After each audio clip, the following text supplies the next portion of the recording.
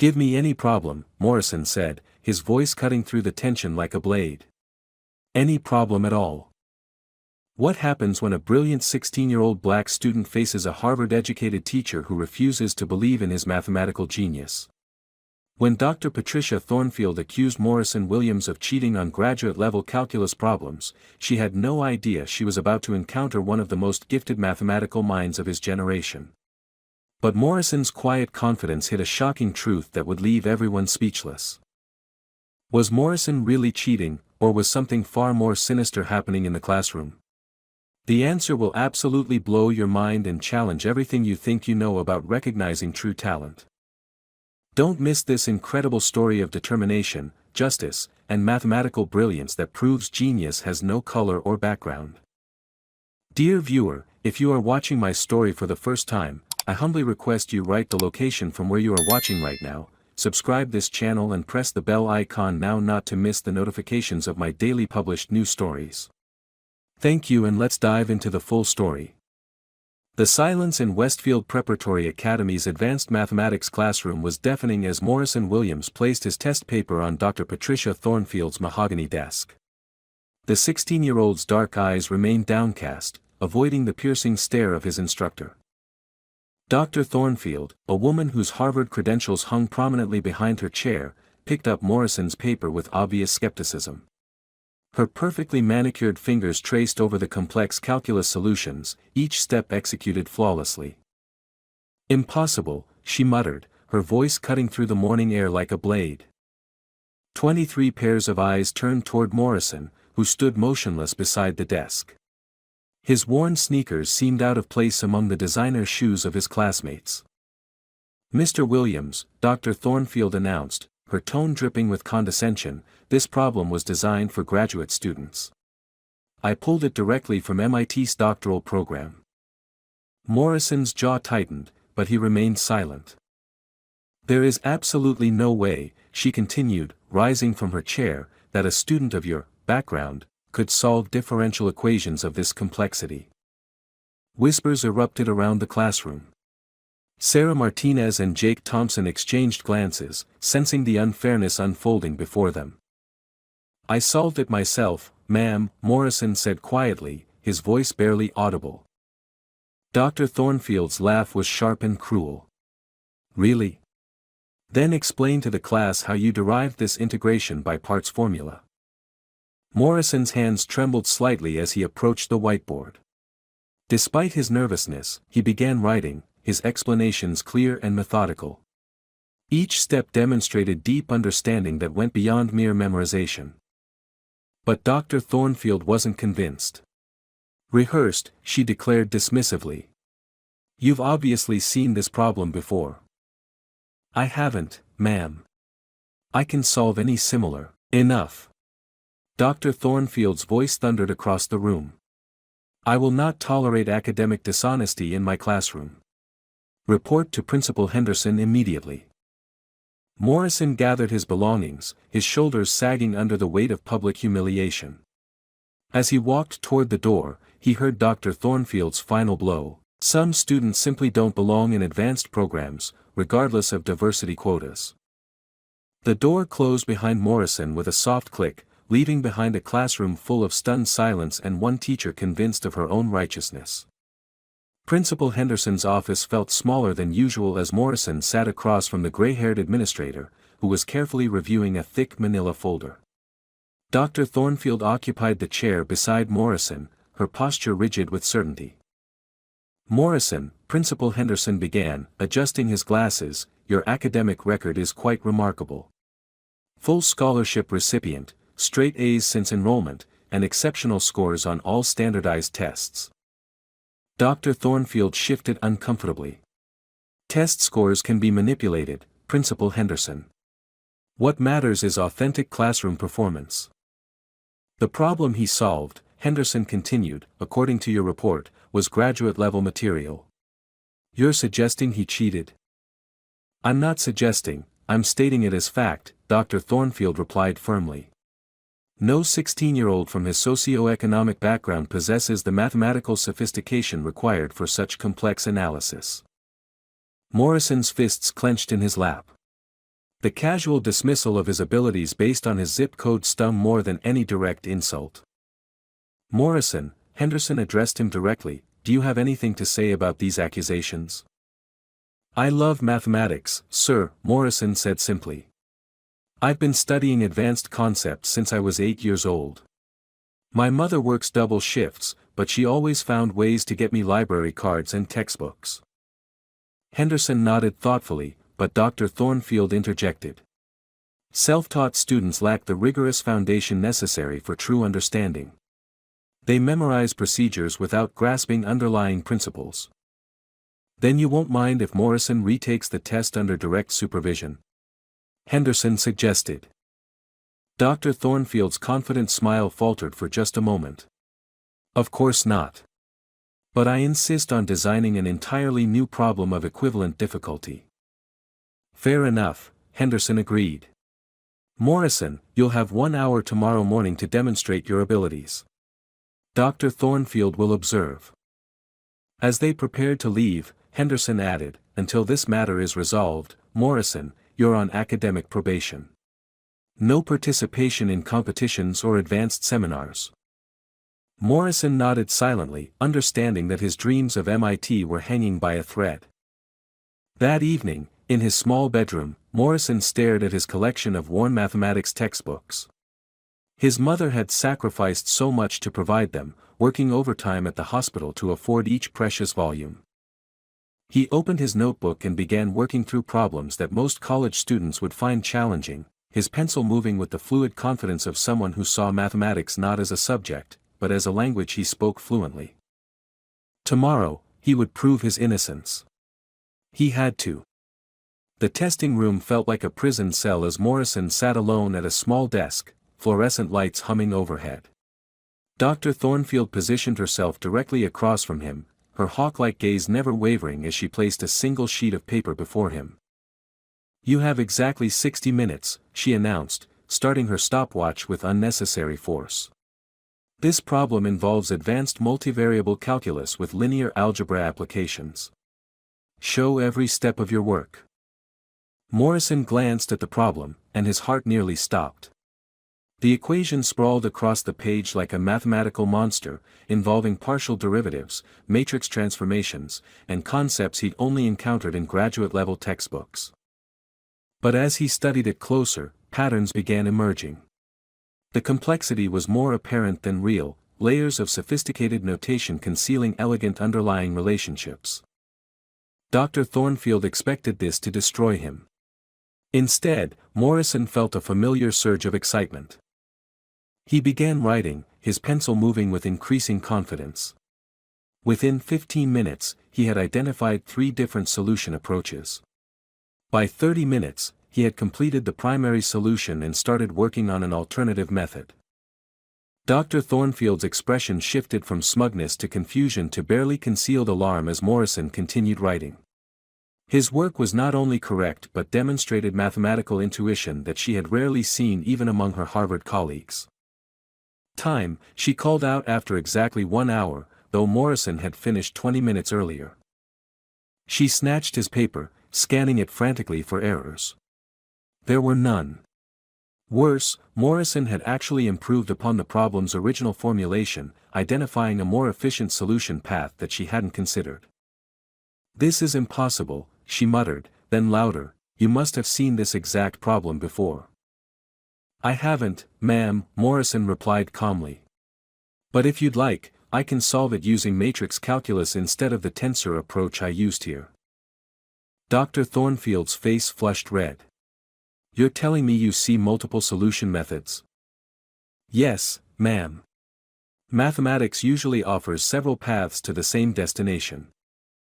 Outside the testing room, Sarah Martinez and Jake Thompson had arrived early for their next class. Through the partially open door, they witnessed Morrison's quiet confidence as he explained his solution approach to an increasingly agitated Dr. Thornfield.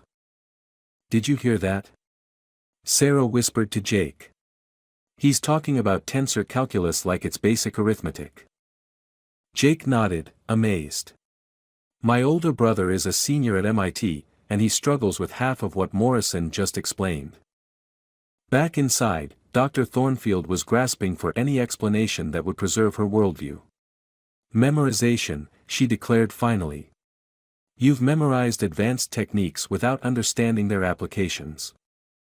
Then give me a different problem, Morrison challenged quietly.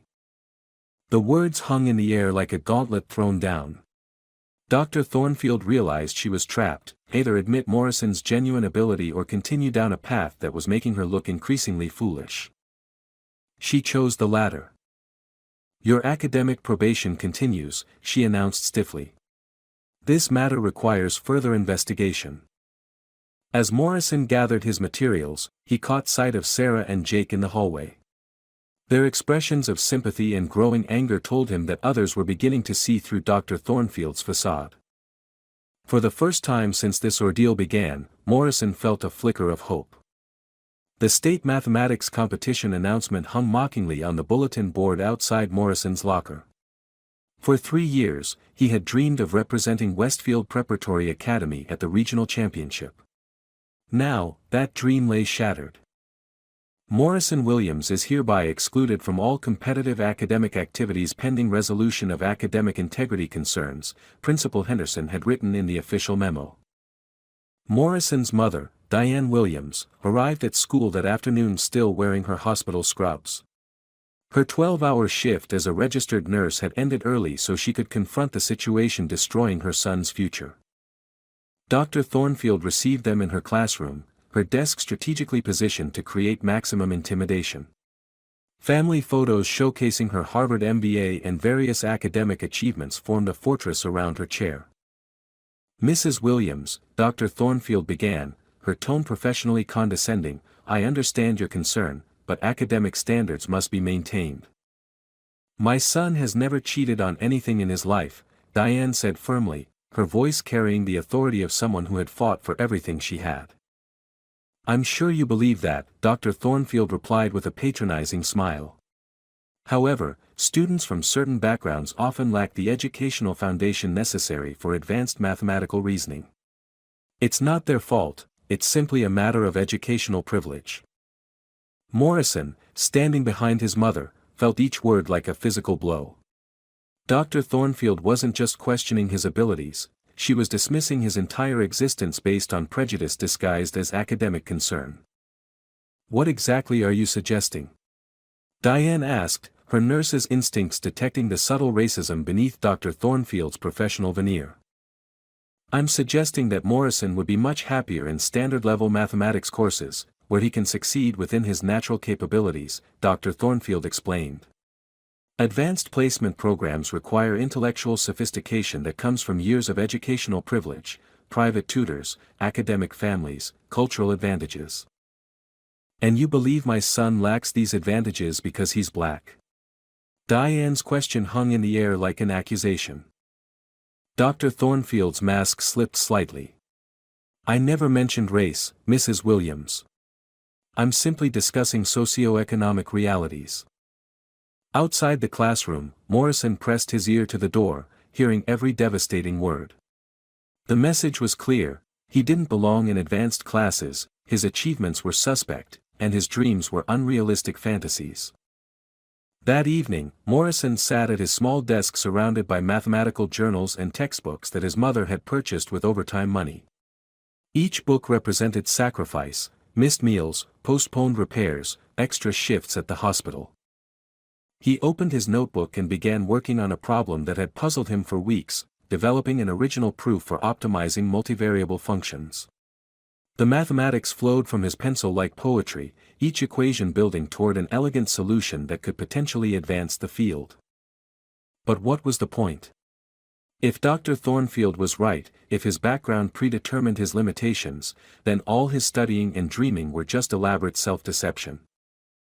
Morrison closed his notebook and stared out his window at the city skyline, wondering if dreams were luxuries he couldn't afford. The Westfield Preparatory Academy Library became Morrison's sanctuary. Hidden among towering shelves of academic texts, he found refuge from Dr. Thornfield's scrutinizing gaze and his classmates' whispered conversations. Section QA 300 Mathematics had become his second home. While other students struggled with basic calculus, Morrison worked through graduate-level analysis texts, his notebook filled with original solutions to problems that stumped doctoral candidates. "Is that Rudin's real analysis?" Sarah Martinez asked, sliding into the chair across from him. Morrison looked up, startled. He hadn't heard anyone approach. Sarah's genuine curiosity contrasted sharply with the suspicious stares he'd grown accustomed to. "Yes," he replied cautiously. "I'm working through the topology sections." Jake Thompson appeared beside Sarah, carrying his own stack of books. "My brother mentioned that text. He said it's one of the hardest mathematics books ever written." "It's actually quite beautiful once you understand the underlying patterns," Morrison said, then caught himself. Dr. Thornfield's accusations had made him wary of displaying his abilities. Sarah leaned forward, examining Morrison's notebook. The pages were covered with elegant proofs, margin notes, and original insights that demonstrated mathematical thinking far beyond high school level. "Morrison," she said quietly, "what Jake and I witnessed in that testing room. Dr. Thornfield is wrong about you." Jake nodded vigorously. "I've never seen anyone solve problems that fast, with that level of understanding. My brother graduates from MIT next month, and he'd be impressed by your work." Morrison felt something unfamiliar, validation from peers who judged him on ability rather than assumptions. "I've been teaching myself advanced mathematics since I was 8, he admitted. "My mother found a box of old textbooks at a library sale. I started with basic algebra and just kept going." "Self-taught?" Sarah was amazed. "That's incredible." "Dr. Thornfield thinks it makes me less qualified," Morrison said bitterly.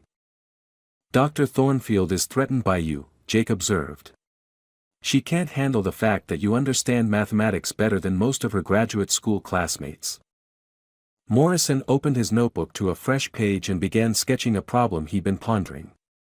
Within minutes, he had outlined an original approach to solving differential equations that streamlined traditional methods. Sarah and Jake watched in fascination as Morrison's pencil danced across the paper, creating mathematical art that was both functional and beautiful. "You're not just good at mathematics," Sarah breathed.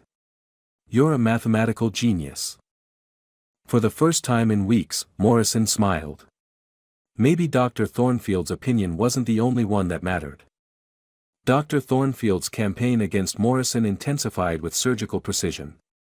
During faculty meetings, she shared her concerns about academic integrity, planting seeds of doubt among Morrison's other instructors. "I've noticed irregularities in Morrison Williams's performance," she told Mrs. Rodriguez, the chemistry teacher, during lunch. "Sudden improvements that suggest external assistance." Mrs. Rodriguez, who had always praised Morrison's analytical thinking, began scrutinizing his lab reports with new suspicion. His detailed molecular analysis, previously commended for its insight, now seemed too sophisticated for a high school student. The geometry teacher, Mr. Patterson, received similar warnings. Morrison's elegant proofs, which had once earned perfect scores, were now marked down for being unnecessarily complex, as if demonstrating superior understanding was somehow problematic. "I'm just concerned about maintaining academic honesty," Dr. Thornfield explained to each colleague, her voice heavy with manufactured concern. "Students from disadvantaged backgrounds sometimes resort to shortcuts when faced with challenging coursework." The poison spread through Morrison's academic record like a slow-acting virus. Teachers who had once celebrated his contributions now questioned every answer, every insight, every moment of brilliance. Morrison noticed the change immediately. Where once his raised hand had been welcomed, now teachers hesitated before calling on him. His participation grades dropped, not because his contributions were less valuable, but because opportunities to contribute became increasingly rare. The state mathematics competition deadline approached like a countdown to disappointment. Morrison's name remained conspicuously absent from the eligibility list, despite his obvious qualifications. Dr. Thornfield personally ensured that Morrison's academic probation status was communicated to competition organizers. We cannot in good conscience recommend a student under investigation for academic dishonesty, she wrote in her official correspondence. Morrison's mother worked extra shifts to afford a private tutor, hoping external validation might counteract Dr. Thornfield's sabotage. But when the tutor, a retired MIT professor, arrived for their first session, he was astounded by Morrison's abilities. Mrs. Williams, Professor Emeritus Dr. James Hartley told Diane after their session, "Your son doesn't need tutoring. He needs acceleration. His mathematical understanding surpasses most of my former graduate students." But Dr. Hartley's assessment never reached school officials. Dr. Thornfield had already poisoned those wells, ensuring that any positive evaluation would be viewed with skepticism. Morrison watched his dreams crumble with mathematical precision. Each blocked opportunity, each questioned achievement, each suspicious glance calculated to destroy his confidence and limit his possibilities. The most painful part wasn't the injustice, it was watching his mother's faith in the system she had sacrificed so much to access slowly die. Diane Williams had worked double shifts for years, believing that education would provide her son opportunities she never had. Now, that same educational system was systematically dismantling everything they had built together. Morrison began to wonder if Dr. Thornfield was right about one thing: maybe some doors were simply not meant for people like him to open. Sarah Martinez had always prided herself on her sense of justice, inherited from her civil rights lawyer father. Watching Morrison's systematic destruction ignited something fierce within her. During lunch period, she and Jake developed their own investigation. "We need evidence," Sarah whispered as they huddled in the library's back corner. "Documented proof of Dr. Thornfield's bias." Jake pulled out his smartphone, checking the voice recording app. "I've been recording her comments during class. Listen to this." Dr. Thornfield's voice crackled through the tiny speaker. "Some students simply aren't equipped for advanced mathematical reasoning. It's not discrimination, it's reality based on educational background and natural ability." Sarah's eyes flashed with anger. She's not even trying to hide it anymore. They had been documenting everything: the suspicious grade changes, the blocked opportunities, the dismissive comments that revealed Dr. Thornfield's true motivations. But their most shocking discovery came when they accessed Morrison's previous work through the school's digital archive. "Look at this," Jake said, scrolling through Morrison's submissions from earlier in the semester. "These solutions are incredible. He's not just solving problems, he's improving them." One particular assignment caught Sarah's attention. Morrison had taken a standard calculus problem and developed 3 alternative solution methods, including one that significantly reduced the computational complexity. "My dad would call this prosecutorial evidence," Sarah said grimly. Dr. Thornfield isn't questioning Morrison's work because it's wrong. She's questioning it because it's too right.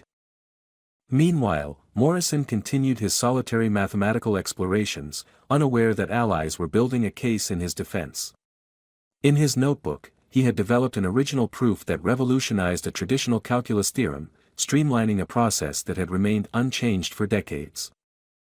The proof was elegant, innovative, and potentially publishable in academic journals. But Morrison kept it hidden, fearful that demonstrating such advanced understanding would only provide Dr. Thornfield with more ammunition for her accusations. "What if we showed Morrison's work to someone outside the school?" Jake suggested. "Someone who could provide objective evaluation." Sarah nodded thoughtfully. "My uncle teaches mathematics at the community college. He could assess Morrison's abilities without the politics." They made copies of Morrison's most impressive work, carefully documenting the dates and contexts. Each piece of evidence painted the same picture: a young mathematical genius being systematically destroyed by prejudice disguised as academic concern. Dr. Thornfield, sensing the growing support for Morrison among some students, doubled down on her efforts. She began questioning not just Morrison's work, but his character. "I've observed concerning patterns of behavior," she told Principal Henderson during a private meeting. "Academic dishonesty often correlates with other integrity issues." But Sarah and Jake were ready for this escalation. They had documented every interaction, every comment, every subtle act of discrimination that revealed Dr. Thornfield's true agenda. The battle lines were drawn, though Morrison remained unaware that he wasn't fighting alone. Professor David Williams, no relation to Morrison despite sharing a surname, arrived at Westfield Preparatory Academy on a routine recruiting visit for MIT's early admission program. The distinguished mathematician, whose own childhood had been marked by similar struggles, was searching for exceptional talent among underrepresented students.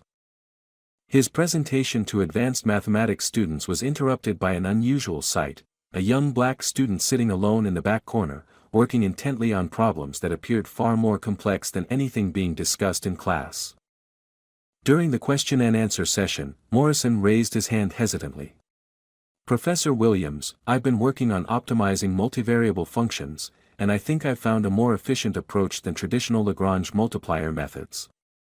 Would you mind if I showed you?" Dr. Thornfield's face immediately darkened.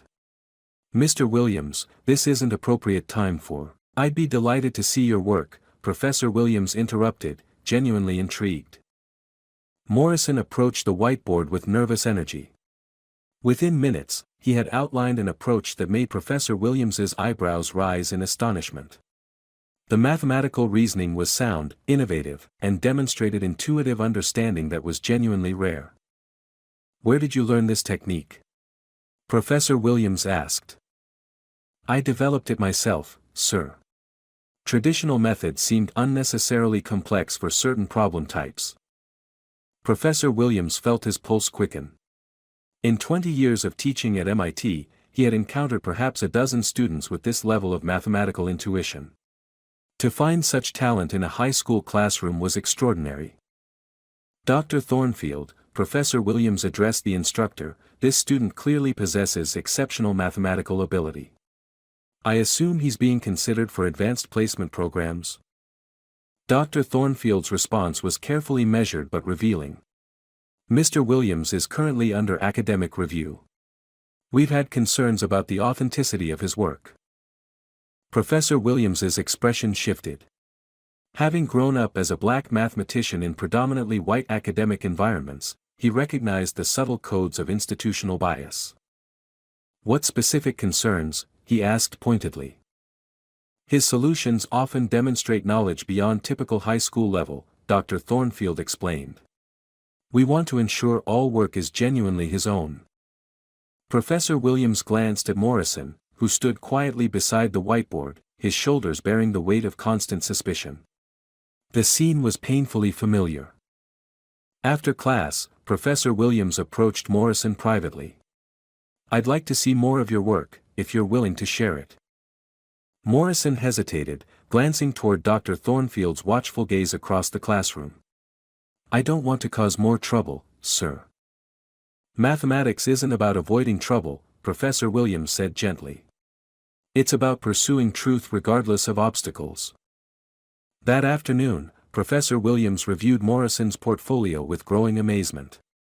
The work demonstrated not just competence, but genuine mathematical creativity. Several insights were advanced enough to merit publication in academic journals. More importantly, Professor Williams recognized patterns that could only come from authentic understanding. The work was clearly original, clearly genuine, and clearly exceptional. He also noticed something else: the dates on Morrison's work showed a steady progression of complexity and sophistication over months.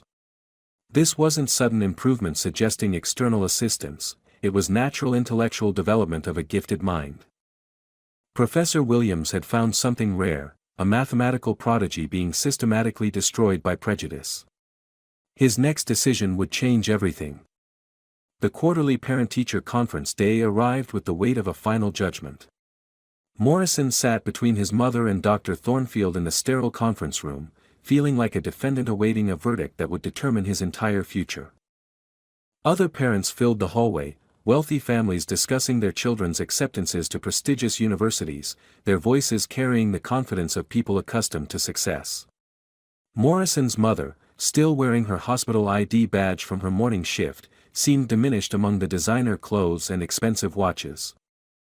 "Mrs. Williams," Dr. Thornfield began, her tone professionally cold, I've requested this meeting to discuss Morrison's academic trajectory and our concerns about his continued placement in advanced coursework. She spread Morrison's recent assignments across the table like evidence in a trial. While Morrison demonstrates adequate computational skills, his work lacks the sophisticated understanding required for college preparatory mathematics. Diane Williams frowned, studying her son's papers. To her eyes, the work looked flawless, complex equations solved with elegant efficiency, proofs constructed with logical precision. "I'm not seeing the problem," Diane said carefully. "The problem," Dr. Thornfield explained with condescending patience, "is that Morrison's solutions are too mechanical. He follows procedures without demonstrating conceptual depth. This suggests he's memorizing techniques rather than truly understanding mathematical principles." Morrison's hands clenched into fists beneath the table. Every word was a distortion of reality, transforming his mathematical fluency into a weakness. Furthermore, Dr. Thornfield continued, Morrison's academic performance is creating unrealistic expectations. Students from his background often struggle when they reach college-level coursework. We're doing him no favors by placing him in programs he's ultimately unprepared for. The phrase, his background, hung in the air like a racial epithet disguised as academic concern. Diane Williams had worked double shifts for 16 years, sacrificing her own dreams to provide her son with opportunities. She had watched Morrison solve problems that left her amazed, witnessed his genuine love for mathematics, seen his disappointment when excluded from competitions he clearly deserved to enter. "Are you suggesting my son is too stupid for advanced mathematics?" Diane asked, her voice dangerously quiet. "I'm suggesting he would be happier and more successful in standard-level courses appropriate to his preparation and abilities," Dr. Thornfield replied smoothly. Morrison could no longer remain silent.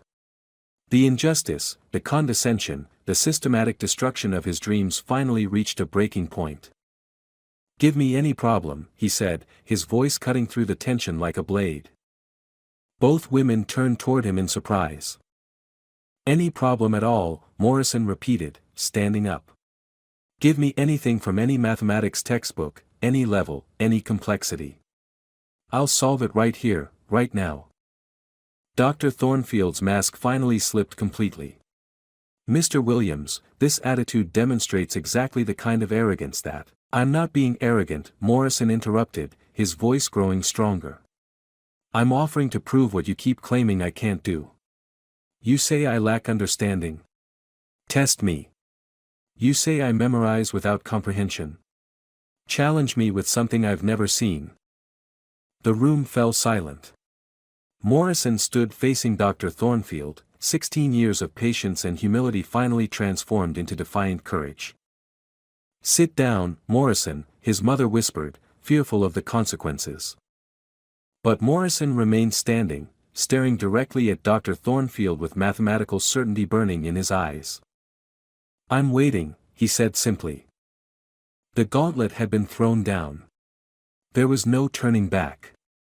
Professor Williams had witnessed enough. Morrison's defiant challenge to Dr. Thornfield during the parent-teacher conference, which had been hastily ended with promises of further review, crystallized his decision to act. The following Monday, Professor Williams requested a formal meeting with Principal Henderson.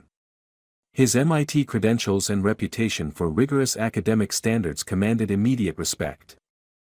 "Principal Henderson," Professor Williams began, "I'm deeply concerned about the treatment of Morrison Williams. Based on my observations and review of his work, I believe serious academic misconduct has occurred, but not by the student." Henderson leaned forward, surprised by the accusation's direction. "Professor Williams, Dr. Thornfield is one of our most respected faculty members.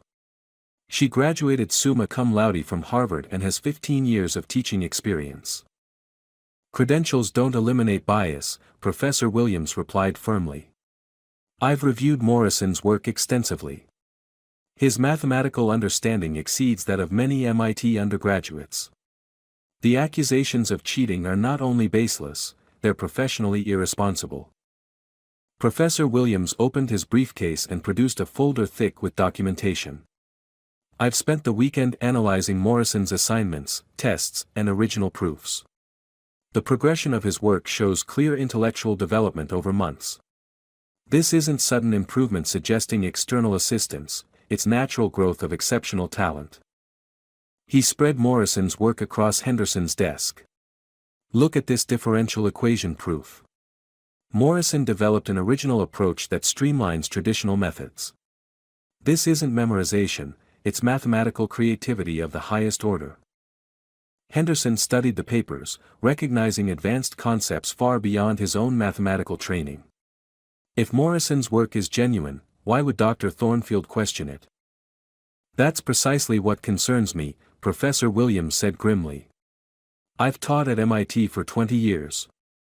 I've seen bias disguised as academic rigor before. Morrison's work demonstrates abilities that threaten Dr. Thornfield's assumptions about who can excel in mathematics. Professor Williams pulled out his phone and played the audio recordings that Sarah and Jake had provided. Dr. Thornfield's voice filled the office, making statements that revealed her true motivations. Students from certain backgrounds often lack the educational foundation necessary for advanced mathematical reasoning. Some students simply aren't equipped for advanced mathematical reasoning. It's not discrimination, it's reality based on educational background and natural ability. Henderson's face grew pale as he listened. The words, captured in Dr. Thornfield's own voice, painted a picture of systematic discrimination that violated every principle of educational equity. I want to conduct my own evaluation of Morrison, Professor Williams continued. Independent assessment by someone without institutional bias. If Morrison's abilities are as exceptional as I believe, he deserves immediate recognition and support. If they're not, I'll personally acknowledge my error. And if you're right about Morrison? Henderson asked. Then Dr. Thornfield has committed academic fraud by deliberately sabotaging a gifted student's education. Such actions violate professional ethics and potentially constitute civil rights violations. Henderson sat back in his chair, understanding the gravity of the situation. A respected MIT professor was formally accusing a tenured faculty member of discrimination and academic misconduct. What do you propose? Henderson asked. Professor Williams outlined his plan: comprehensive mathematical assessment administered by external evaluators, review of all grading patterns and academic decisions affecting Morrison, and formal investigation of Dr. Thornfield's conduct. Morrison deserves the truth, Professor Williams concluded. And Dr. Thornfield deserves to face consequences if she's destroyed a student's future based on prejudice rather than evidence. Henderson nodded slowly. The investigation would begin immediately. Truth, however uncomfortable, demanded exposure. The emergency school board meeting convened on a Thursday evening in the district's main conference room. Board members, administrators, and key witnesses gathered as Professor Williams prepared to present his findings. Morrison sat between his mother and Sarah Martinez, his hands trembling slightly. Weeks of investigation had led to this moment. His mathematical abilities would finally receive objective evaluation. Dr. Thornfield occupied a chair near the front, her usually perfect composure showing cracks of anxiety. Her Harvard credentials and professional reputation were about to face their greatest challenge. Ladies and gentlemen, Professor Williams began, connecting his laptop to the projection system. I've conducted extensive evaluation of Morrison Williams's mathematical abilities. The results are extraordinary. The first slide displayed Morrison's original proof optimizing multivariable functions, work that Professor Williams had submitted to peer review at 3 prestigious mathematical journals. Morrison's proof has been accepted for publication in the Journal of Mathematical Analysis, Professor Williams announced. The reviewers called it elegant, innovative, and graduate-level work of exceptional quality. Gasps echoed through the room. A 16-year-old high school student had produced publishable mathematical research.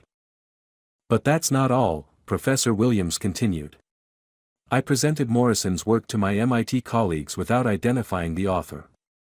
Every professor who reviewed it assumed it came from an advanced graduate student or young faculty member. The next slide showed comparative analysis of Morrison's solutions versus standard textbook approaches. In every case, Morrison's methods were more efficient, more elegant, and demonstrated deeper conceptual understanding.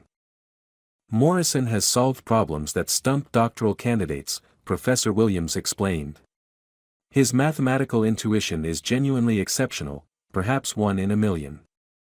Dr. Thornfield shifted uncomfortably as the evidence mounted against her accusations. Professor Williams then presented the audio recordings and documented evidence of Dr. Thornfield's systematic campaign against Morrison. The pattern of discrimination became undeniable as each piece of evidence was revealed. Dr. Thornfield didn't question Morrison's work because it was wrong, Professor Williams stated. She questioned it because it was too right. His abilities challenged her assumptions about who can excel in mathematics. Morrison's mother wiped tears from her eyes as she watched her son's genius finally receive recognition. Years of sacrifice, extra shifts, and faith in education were being validated. The school board president turned to Dr. Thornfield. "Do you have any response to these allegations?" Dr. Thornfield's voice was barely audible. I believed I was maintaining academic standards. I never intended." "You intended to destroy a gifted student's future based on racial prejudice," Professor Williams interrupted. "Your own words, recorded by students, make your motivations clear." The room fell silent as the full scope of the injustice became apparent. A mathematical prodigy had been systematically sabotaged by an educator who let bias override professional responsibility. Board members exchanged glances, understanding that this case would fundamentally change how they evaluated academic disputes and protected student rights. Morrison finally found his voice. "I just wanted to study mathematics," he said quietly. "I never understood why my abilities were treated as suspicious rather than celebrated." The revelation was complete. Truth, finally exposed, demanded justice. 6 months later, Morrison Williams stood at the podium of the International Mathematics Olympiad, wearing the gold medal that marked him as one of the world's most promising young mathematicians. His journey from accused cheater to celebrated prodigy had captured national attention. Dr. Thornfield's termination had been swift and unequivocal. The school board's investigation revealed a pattern of discriminatory conduct that violated both professional ethics and civil rights laws. Her teaching license was revoked, and she faced ongoing legal challenges from the Williams family. Morrison's acceptance to MIT's early admission program came with a full scholarship and invitation to join Professor Williams's advanced research team. His original proof, now published in 3 mathematical journals, had established him as a rising star in the academic community. "When I was 16, Morrison told the audience of young mathematicians, a teacher told me I didn't belong in advanced mathematics. She said students from my background lacked the necessary foundation for complex reasoning." The audience listened intently, many nodding in recognition of similar experiences. "I want every young person here to understand something fundamental," Morrison continued. "Mathematical talent isn't determined by race, economics, or background. It's determined by curiosity, persistence, and the courage to pursue truth even when others doubt you." In the audience, Sarah Martinez and Jake Thompson beamed with pride. Their investigation had helped expose injustice and protect their friend's future. "Mathematics saved my life," Morrison concluded. "Not because it provided escape from my circumstances, but because it taught me that truth always emerges when we're brave enough to seek it." The standing ovation lasted 5 minutes. Morrison Williams, once accused of cheating, had become a symbol of mathematical excellence and social justice. Professor Williams watched from the front row, remembering his own struggles as a young black mathematician. Morrison's victory was more than personal vindication, it was proof that talent, when properly nurtured and protected, could overcome any obstacle. Diane Williams, now able to reduce her hospital shifts thanks to Morrison's scholarship, sat in the VIP section wearing a dress she had purchased specifically for this moment. Her son's triumph validated every sacrifice, every extra shift, every moment of faith in education's power to transform lives. The boy who had been told he didn't belong had proved that excellence knows no boundaries. Morrison Williams's story would inspire generations of young mathematicians to pursue their dreams regardless of others' limitations. Truth, as Morrison had learned, was indeed the most powerful force in the universe. And sometimes, it took a 16-year-old genius to remind adults that justice and mathematics shared the same fundamental principle, both demanded absolute honesty to reveal their deepest truths. Dear friend, Morrison's story reminds us that talent exists in every community, regardless of race, background, or economic circumstances. Too often, brilliant minds are overlooked or dismissed because they don't fit society's narrow expectations of what genius looks like. Every child deserves to have their abilities recognized and nurtured, not questioned or suppressed. True educational equity means creating environments where all students can thrive, where teachers see potential instead of limitations, and where bias doesn't masquerade as academic standards. Morrison's triumph shows us that when we remove barriers and embrace diversity in all its forms, incredible things happen. Let's commit to seeing beyond stereotypes and supporting the dreams of every young person. Together, we can build a world where talent is celebrated, not silenced. If this story moved you, please like this video and subscribe to our channel for more inspiring stories of courage and triumph.